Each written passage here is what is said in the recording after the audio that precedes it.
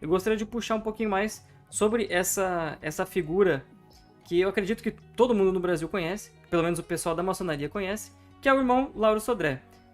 Eu queria que o irmão falasse um pouquinho sobre a vida profana dele e também sobre a vida maçônica dele. Certo. Veja bem, Lauro Sodré, ele era militar, né?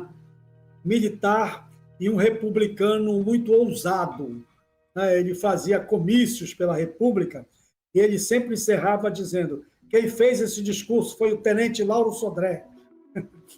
Ele estudou no Colégio Militar do Rio de Janeiro, foi aluno de Benjamin Constant, que era um mestre positivista, a filosofia positivista, que defendia um Estado moderno, né? E identificava esse Estado moderno com a República, né? Achando que monarquia era uma coisa do passado, tudo isso. E o positivismo defendia o que eles chamavam o Estado positivo, né? Um Estado baseado em uma sociedade baseada na ciência, no conhecimento, etc.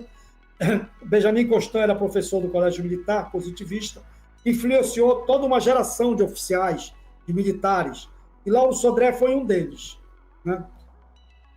Como militar, ele participa do movimento republicano, apoia, né, o que vamos chamar agora a palavra que está na moda, o golpe militar que levou à proclamação da República.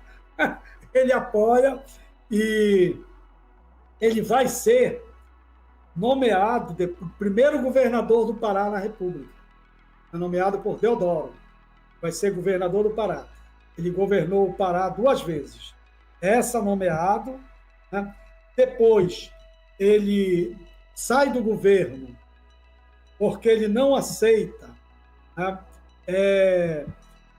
E foi uma certa intervenção do Floriano Peixoto, né? Aí ele rompe, ele inclusive foi preso, e quando ele estava preso, o rei da Inglaterra mandou uma carta para o governo brasileiro dizendo que estava preocupada com a vida do Lauro Sodré e que o Estado brasileiro era responsável por ele e que ele fazia um pedido, vamos dizer, de cuidado, né?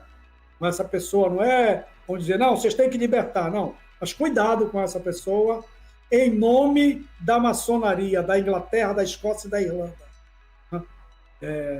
Acho que, se eu não me engano, era o rei Eduardo da Inglaterra. Então, o Lauro Sodré tem muita participação política. Depois ele foi candidato à presidência da República. Perdeu. Perdeu. E foi grão-mestre do Grande Oriente do Brasil por 4 mandatos. Tal era o prestígio dele, a liderança dele. Ele viveu a vida entre o Rio de Janeiro e Belém. Era a vida dele. Também estava sempre presente nas questões do Pará e lá na capital da República, que era o Rio de Janeiro. Lauro Sodré, no 4º mandato de grão-mestre, ele vem disputar a eleição para governador do Pará, em 1916. Aí ele sai do grão-mestrado, do Grande Oriente, e assume o governo do Pará. E ele foi um governador muito preocupado com a educação. Ele apoiou uma instituição que tinha aqui chamada Sociedade da Infância Desvalida. Posteriormente, ele fundou aqui o Liceu de Artes e Ofício Benjamin Constant, para criar o que era, na época, o ensino profissionalizante. À noite, funcionava. Ele investiu na imigração para o estado do Pará também.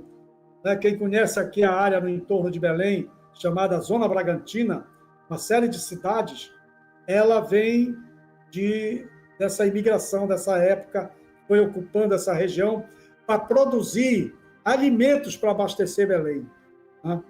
Então, Lauro Sodré foi um governador muito ativo nessas questões. E, além disso, como maçom, ele foi fundador também, um dos fundadores, na verdade, foi ele mais uns 2, que eu não recordo o nome agora, mas ele é o mais falado, que ele era muito influente, do rito brasileiro. O rito brasileiro, ele foi um dos fundadores, e daí Lauro Sodré é uma figura histórica da maçonaria e da história do Brasil. né, como líder republicano, candidato à presidência da República. Ele tem um livro chamado Crenças e Opiniões, né, em que ele fala sobre a filosofia positivista, né, sobre as suas ideias. Ele travou grandes embates nos jornais, inclusive com Tito Franco, que era maçom e um monarquista liberal, e ele um republicano. Eles debatiam pelos jornais, tudo, debatiam até em lojas maçônicas. E, rapidamente, falar do Cerzedelo Corrêa, porque o Cerzedelo Corrêa, ele foi companheiro do Lauro Sodré, militar, paraense também, nome de rua aqui, e participou do movimento republicano, e ele foi nomeado, no início da República, governador do Paraná, não do Pará, do Paraná. Depois ele foi ministro da Fazenda, e foi ele que criou os tribunais de contas.